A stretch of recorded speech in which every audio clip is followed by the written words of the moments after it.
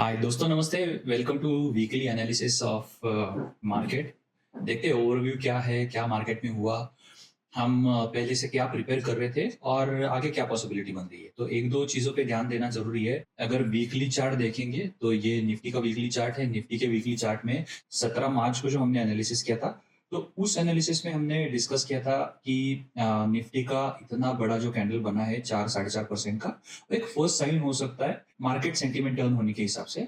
उसके बाद में उसने जो 3 हफ्ते मूवमेंट दिया है उसके हिसाब से, और करंट वीक जो ये वीक का क्लोजिंग है उसके हिसाब से हम ये कह सकते हैं कि सेंटिमेंट तो चेंज हो रहा है डेफिनेटली। रिजल्ट सीजन भी है 15 मार्च तक, 15 मई तक ऑलमोस्ट सब रिजल्ट्स आ जाएंगे। तो इट लुक्स लाइक कि यहाँ से मार्केट ये क्वार्टर में मार्केट स्टेबल हो, साइडवेज हो, या फिर टर्न अराउंड हो सकता है और फिर एक अगला बुल रन चालू हो सकता है। ये सिर्फ पॉसिबिलिटी है। इसके बेसिस पे कोई भी अंदाजा नहीं लगाया जा सकता। अगले मार्केट में कोई न्यूज आ सकती है, कुछ वॉर न्यूज आ सकती है, कुछ ट्रेड वॉर न्यूज आ सकती है, पेंडेमिक जैसी सिचुएशन आ सकती है। तो ये सब पॉसिबिलिटी हमेशा बनी रहती है मार्केट में। अम, हम उसी को ट्रेड करेंगे जो हमें दिख रहा है। तो हम मार्केट में लाइफ में प्रोएक्टिवली काम करेंगे, लेकिन मार्केट में हम रिएक्टिवली काम करते हैं। जो दिखता है उसके बेसिस पे हम ट्रेड करेंगे, अजम्पशन लेके। जो हमारे हाथ में है हम उसको कंट्रोल करेंगे। हमारे हाथ में है एंट्री, एग्जिट, रिस्क मैनेजमेंट। तो हम इन चीजों को कंट्रोल करेंगे, फिर वो उस चीज का अंदाजा लेके हम आगे कैसे ट्रेड करना है ये डिसाइड करेंगे, वो प्लान करेंगे। तो आज के हिसाब से अगर देखेंगे तो मार्केट बहुत अच्छा क्लोज भी हुआ है। जो मैं हमेशा वीकली पे फॉलो करता हूँ ईएमए 24, और डेली पे वही ईएमए अगर प्लॉट करेंगे तो वो 108 बनती है, जो 6 महीने का एवरेज प्राइस है। तो निफ्टी ने काफी अच्छा स्ट्रॉन्ग उसके ऊपर क्लोज किया है। ये दूसरी बार है 4 हफ्तों के अंदर दूसरी बार उसने इस ईएमए के ऊपर क्लोज किया। तो काफी अच्छा सिनारियो दिख रहा है। इस सिचुएशन में मैं खुद क्या करता हूँ कि डिमांड बेस्ड स्टॉक्स जो है वो फिल्टर आउट करता हूँ, और उस पे मैं देखता हूँ कि कौन से स्टॉक्स है जिनमें डिमांड ऑलरेडी आ चुका है और क्वार्टरली रिजल्ट्स भी आएंगे। तो क्वार्टर ऑन क्वार्टर बेसिस पे और ईयर ऑन ईयर बेसिस पे कि कौन से रिजल्ट है, कौन सी कंपनीज है जो बहुत अच्छा स्ट्रॉन्ग परफॉर्म कर रही है। तो ये दो डबल कंफर्मेशन हो जाएगा कि डिमांड भी है और रिजल्ट्स भी अच्छे आ रहे हैं। इसके बाद में फंडामेंटल्स बेसिक चेक करके then we can find low risk entry. एक स्टॉक हम बाद में डिस्कस करेंगे, लेकिन मैं अभी पहले बता देता हूँ कि मैं फाइनेंशियल एडवाइजर नहीं हूँ, मैं सेबी रजिस्टर्ड एनालिस्ट नहीं हूँ। तो कोई भी स्टॉक जो इस वीडियो में डिस्कस हो रहा है वो सिर्फ और सिर्फ स्टडी पर्पस के लिए डिस्कस हो रहा है। वो कोई भी स्टॉक बाय सेल रिकमेंडेशन नहीं है। So let start. पहले हम इंडेक्स देखेंगे कौन से अच्छे परफॉर्म किए हमने लास्ट 2-3 हफ्ते से, क्या डिस्कस किया था, क्या बिहेवियर हुआ है, और आगे कौन से इंडेक्स अच्छे निकल के आ सकते हैं, कौन से स्टॉक्स अच्छे निकल के आ सकते हैं। तो लेट स्टार्ट। मैं इस विंडो को थोड़ा छोटा कर देता हूँ।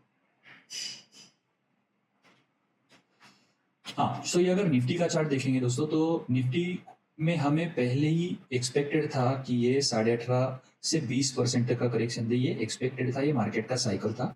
हम इसको अक्टूबर से डिस्कस करते आ रहे हैं। तो इसने पूरा करेक्शन तो किया नहीं, लेकिन ऑलमोस्ट ऑलमोस्ट 17.5%, 17 साढ़े 17% का करेक्शन कंप्लीट करके ने साइन निफ्टी ने साइन दे दिया कि ये ऊपर की तरफ जाएगा। अब ये हो गया निफ्टी का चार्ट। में निफ्टी के चार्ट के साथ हमेशा निफ्टी 20 देखता हूँ, वहां पे काफी अच्छा वॉल्यूम और बाइंग पता चलता है। अगर निफ्टी 20 में देखेंगे तो निफ्टी 20 में ये वाला एरिया जो है, पर्टिकुलरली ये वाला एरिया, यहाँ पे काफी अच्छा डिमांड डेवलप होते हुए दिख रहा है। यहाँ पे काफी अच्छा डिमांड डेवलप होते हुए दिख रहा है। अभी अगर आप ये वाली पर्टिकुलर वीकली कैंडल देखोगे लास्ट वीक वाली, तो यहाँ पे आपको रेड कैंडल दिखेगी बड़ी, तो आप बोलोगे कि ये सप्लाई है। तो ऐसा नहीं है। इसका रीजन मैं बोलता हूँ, तो ये कैंडल जो जनरेट होती है वो ये है कि करंट क्लोज अगर उसके पहले वाले क्लोज से नीचे है तो ये रेड कैंडल देगी, अगर ऊपर है तो ग्रीन कैंडल देगी। लेकिन आप अगर ये कैंडल देखोगे तो यहाँ पे कैंडल का बिहेवियर बता रहा है कि यहाँ पे सेलिंग प्रेशर था, लेकिन वो पूरे बायर्स ने कवर अप करके ऊपर क्लोजिंग कर दी। इसका मतलब यहाँ पे अच्छी बाइंग हो रही है, जो ये हफ्ते में कंफर्म हो गया कि यहाँ पे बाइंग भी है, और हमें निफ्टी के चार्ट पे भी देखने को मिला। अभी चलते हैं इंडेक्स पे। उसके पहले देखेंगे कि विक्स विक्स लास्ट वीक बहुत शॉर्टअप हुआ था। ये ट्रेड वॉर जो चल रहा है उसके न्यूज के बेसिस पे, लेकिन इस वीक में बहुत कूल डाउन हुआ है, 15 के रेंज में आया है। ठीक ठाक जगह पे है। कोई स्ट्रेसफुल सिचुएशन नहीं दिख रही है। ये बैंक 20 का चार्ट है। बैंक निफ्टी इंडेक्स जो परफॉर्म कर रहा है उसके बेसिस पे ये परफॉर्म करती है। उसके बेसिस पे ये चार्ट परफॉर्म करता है। जैसे निफ्टी बीज है, वैसे बैंक बीज है। काफ़ी स्ट्रांग चार्ट था। बीटीसी है, बिटकॉइन में हमेशा चार्ट लगा के देखता हूँ क्रिप्टो करेंसीज में क्या चल रहा है। ये चार्ट वीक दिख रहा है। पहले चलते स्मॉल कैप में। स्मॉल कैप 100 अगर देखेंगे, स्मॉल कैप 100 देखेंगे तो स्मॉल कैप में यहाँ से काफ़ी अच्छी रिकवरी आई है। ये वीक का क्लोजिंग भी बहुत अच्छा स्ट्रांग है। देखते हैं अगले 2 हफ्ते में क्या होता है। लार्ज कैप ने बहुत अच्छी रिकवरी देख के यहाँ पे क्लोजिंग की है। इसको भी देखते हैं कि अगले 2 हफ्ते में क्या कैसे परफॉर्म करता है। ये रेंज में होल्ड करके आगे निकल जाता है या फिर यही से आगे ऊपर की तरफ मूवमेंट देगा, ये देखिए। ये चार्ट जो है निफ्टी मिड स्मॉल 400, ये मैं ब्रॉडर मार्केट की तरह यूज करता हूँ। इसमें इसमें मिड कैप और स्मॉल कैप के 400 स्टॉक मिला के ये इंडेक्स बना है, तो ओवरऑल ब्रॉड मार्केट देता है। ब्रॉड मार्केट के हिसाब से अगर देखेंगे तो क्लोजिंग स्ट्रांग है, लेकिन फिर भी ये निफ्टी को आउट परफॉर्म नहीं कर रहा है। निफ्टी ऑलरेडी उसके 6 महीने के एवरेज प्राइस के ऊपर ट्रेड कर रहा है। ये अभी भी उसके नीचे ट्रेड कर रहा है। तो लेट्स सी। अभी चलते हैं बैंक निफ्टी। बैंक निफ्टी काफ़ी स्ट्रांग था। मैंने लास्ट वीक ही पोस्ट किया था ग्रुप पे कि ऑल टाइम हाई की तरफ हम जा सकते हैं, और ये वीक में ऑलमोस्ट ऑल टाइम हाई को क्लोजिंग दी है। जिस तरह से ये चार्ट डेवलप हो रहा है उस तरह से लग रहा है कि ये मार्केट चेंज जो हो रहा है उसमें ये लीडिंग सेक्टर साबित हो सकता है। ऑटो देखेंगे, ऑटो का चार्ट अभी भी वीक है। ये कमोडिटीज़ का चार्ट है। कमोडिटीज़ का चार्ट काफ़ी अच्छा रिकवर किया है, उसके 6 महीने के एवरेज प्राइस के ऊपर भी क्लोज किया है, अच्छा ट्रेड कर रहा है। कंजम्पशन है, कंजम्पशन स्ट्रांगली क्लोज हुआ है। देखते हैं आगे कैसा बिहेव होता है। डिविडेंड है, तो डिविडेंड चार्ट अगर देखेंगे अभी भी वीक है। एनर्जी ने काफ़ी अच्छा रिकवरी भी दिया था और स्ट्रांग भी क्लोज हुआ है। एनर्जी के कुछ स्टॉक्स बहुत अच्छे रिकवर हुए हैं। तो अगले हफ्ते या फिर अगले 2-3 हफ्ते में देखते हैं कि ये इंडेक्स कैसे ट्रेड करता है। लेकिन अभी के हिसाब से देखेंगे तो इंडेक्स वीक है। फाइनेंस अगर देखेंगे तो फाइनेंस हम काफ़ी हफ्तों से बोल रहे हैं कि ये लीडिंग साबित हो सकता है, और ये लीडर है मार्केट का। काफ़ी अच्छा ऊपर गया है, ऑल टाइम हाई पे ट्रेड कर रहा है। आगे देखते हैं और कौन से सेक्टर्स है जो इम्प्रूविंग में आ सकते हैं। तो एफएमसीजी है। एफएमसीजी काफ़ी अच्छा, एफएमसीजी ने काफ़ी अच्छा रिकवरी दिया था। उसके बेसिस पे एक हमने ट्रेड भी लिया है। देखते कैसे बिहेव करता है। इंफ्रा है। इंफ्रा हमने लास्ट वीक बोला था ये काफ़ी अच्छा परफॉर्म कर सकता है, और ये काफ़ी स्ट्रांग क्लोज भी किया है इस हफ्ते में। देखते हैं नेक्स्ट वीक क्या बिहेवियर होता है, लेकिन ये भी एक अच्छा परफॉर्मेंस दे सकता है। आईटी काफ़ी वीक चार्ट है, बहुत दिन से गिर रहा है। मीडिया भी काफ़ी वीक चार्ट है। मेटल में काफ़ी अच्छी रिकवरी है। देखते हैं अगले 2 हफ्ते में क्या वो अपने 6 महीने के एवरेज प्राइस के ऊपर ट्रेड करता है या नहीं करता है। लेकिन मेटल सेक्टर के स्टॉक्स जो है ना, तो उसमें उन स्टॉक्स में काफ़ी अच्छी रिकवरी देखने को मिली है। एमएनसी है। एमएनसी में रिकवरी काफ़ी अच्छी है, लेकिन चार्ट वीक है। फार्मा भी ठीक ठाक है, चार्ट वीक दिख रहा है। पीएसयू बैंक है। पीएसयू बैंक की रिकवरी काफ़ी अच्छी है, टाइट रेंज में ट्रेड कर रहा था और उसको ब्रेकआउट देके ऊपर आया है। देखते हैं अगले हफ्ते और उसके अगले हफ्ते में क्या बिहेवियर देता है।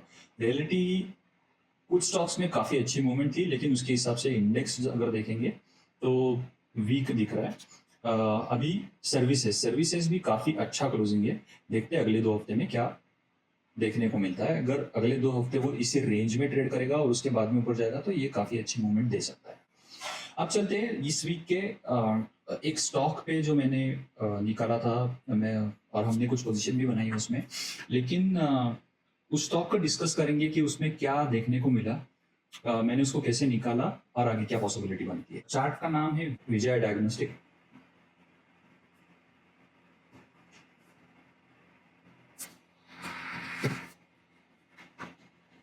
अब देखते हैं इस चार्ट में मैंने क्या देखा था कि यहाँ से ये स्टॉक 2-3 बार नीचे आया, डिमांड जोन में आके वो वापस बाय आउट हो रहा है।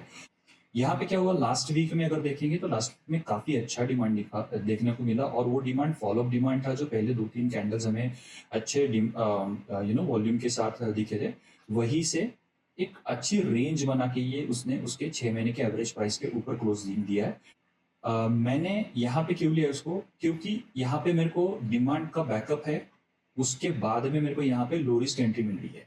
लो रिस्क एंट्री मतलब मैं हमेशा 10% के अंदर वाली एंट्री ढूंढता हूँ कि 10% ऐसे लो, मैक्सिमम 10%। इट्स नॉट कि हमेशा 10% ही होना चाहिए।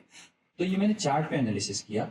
चार्ट पे एनालिसिस जब भी चार्ट पे एनालिसिस करता हूँ तभी और एक चीज़ मैं बोलता हूँ कि मैं ट्रेंड लाइंस, सपोर्ट और रेजिस्टेंस, मैं इस चीज़ को फॉलो नहीं करता हूँ। मैं हमेशा डिमांड जोन और सप्लाई जोन इस चीज़ को फॉलो करता हूँ, क्योंकि मेरा ऑब्जर्वेशन ये है कि ट्रेंड लाइन या फिर सपोर्ट या रेजिस्टेंस कभी एक पर्टिकुलर स्पेसिफिक पॉइंट नहीं हो सकते।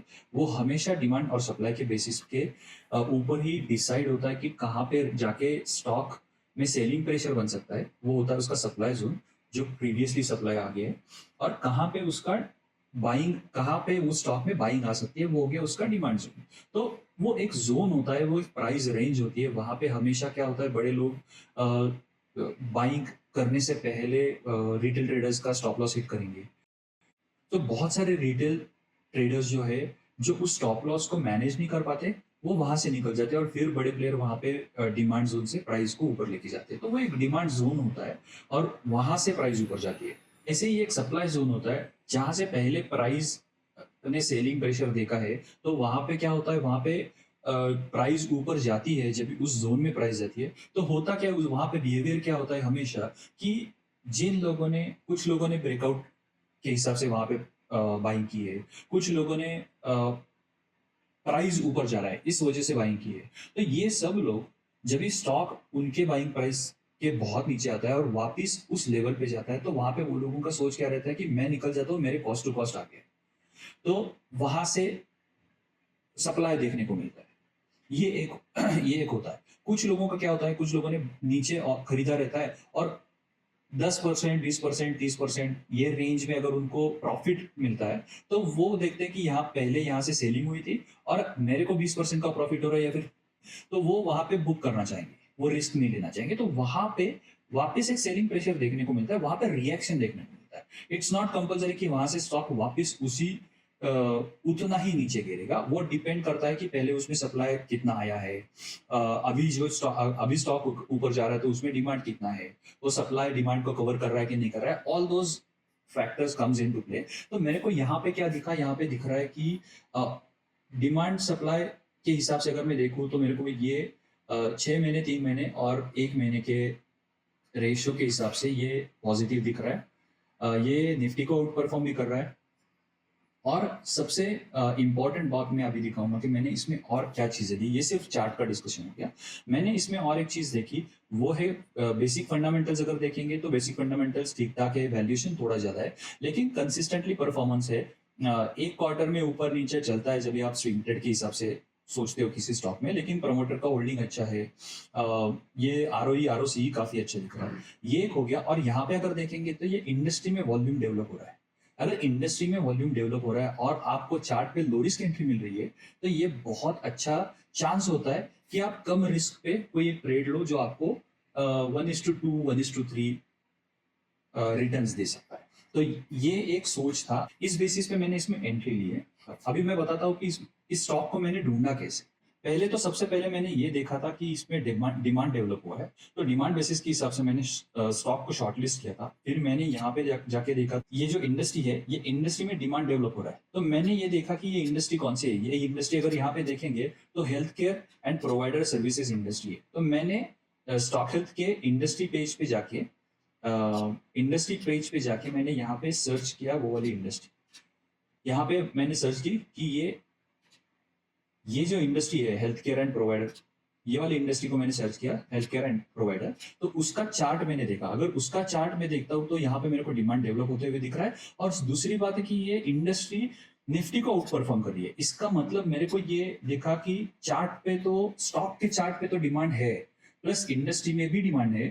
इंडस्ट्री जो है वो निफ्टी को आउट परफॉर्म कर रही है। तो इससे एक क्लैरिटी मिलती है कि मैं जिस स्टॉक में हूँ वो निफ्टी को आउट परफॉर्म कर रहा है और इंडस्ट्री भी निफ्टी को आउट परफॉर्म कर रही है, और दोनों में डिमांड डेवलप हो रहा है। इसके साथ मेरे को लो रिस्क एंट्री मिल रही है। अभी मैंने उसको नीचे फिल्टर, जो ये जो फिल्टर्स है टॉगल फिल्टर्स, मैंने इसमें क्या किया, मैंने इसमें एक 30 डे एवरेज वॉल्यूम का कॉलम लगाया। और बाकी यहाँ पे नीचे आके मैंने क्या किया है, इस इंडस्ट्री में से मार्केट कैप लगाया 1000 CR। मेरे को 1000 करोड़ के ऊपर वाली कंपनी चाहिए। और 30 डे एवरेज वॉल्यूम जो है मैंने लगाया 1 लाख। तो ऐसी कंपनीज जो 1000 करोड़ के ऊपर है और जिसमें 30 डे एवरेज वॉल्यूम 1 लाख से ज्यादा है, तो ये वाली कंपनीज इस इंडस्ट्री में से मेरे को लिस्ट आउट हो जाएंगी। मैंने क्या किया, ये सारे स्टॉक्स जो है HCG है, KRSNN है, मैक्स हेल्थ है, NH है, विजया है, तो ये सब स्टॉक्स को जाके चेक किया, इसमें मेरे को दिखा कि विजया में मेरे को लो रिस्क एंट्री मिल सकती है।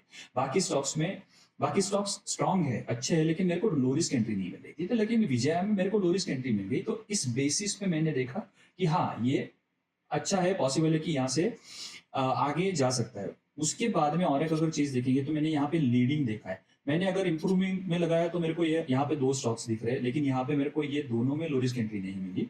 अगर मैं लीडिंग में देखता हूँ तो लीडिंग में क्या हो रहा है, मेरे को विजया दिख भी रहा है, और लीडिंग में अगर देखता हूँ तो लीडिंग में क्या हो रहा है, यहाँ पे विजय दिख भी रहा है, और चार्ट पे अगर देखेंगे हम तो चार्ट पे हमें लो रिस्क एंट्री मिल रही है। लो रिस्क एंट्री मेरे लिए बहुत मायने रखती है, क्योंकि यही एक चीज है जो हम कंट्रोल कर सकते हैं। तो रिस्क अगर कंट्रोल करना है तो मेरा क्राइटेरिया है कि मैं कोई भी ट्रेड पे 10% से ज्यादा रिस्क नहीं लूंगा। That is a maximum risk on a trade, on that trade particular. तो इस हिसाब से मैंने ये सब सोच के यहाँ पे एंट्री ली, इस हिसाब से मैंने ये स्टॉक ढूंढा, और इस हिसाब से मैंने ये एंट्री पॉइंट ढूंढा है। I hope this will be helpful for you to understand कि मैं स्टॉक्स को कैसे शॉर्टलिस्ट करता हूँ, मैं उसके पीछे क्या क्या थॉट देता हूँ, और मैं क्या पॉइंटर्स ढूंढने की कोशिश करता हूँ कि डिमांड तो है, उसके साथ में क्वार्टर रिजल्ट्स का क्या कंसिस्टेंट है या नहीं है, उस इंडस्ट्री में क्या चल रहा है, और उस इंडस्ट्री का चार्ट को मैं कैसे एनालाइज करता हूँ। So see you in next weekly review. Thank you so much. और एक चीज मैं कहना चाहूंगा कि मैं हर वीक लाइव सेशंस लेता हूँ, फ्री लाइव सेशंस लेता हूँ, जहाँ पे हम स्टॉक का डिस्कशन करते हैं। If you want, details are in the description. Thank you, bye bye.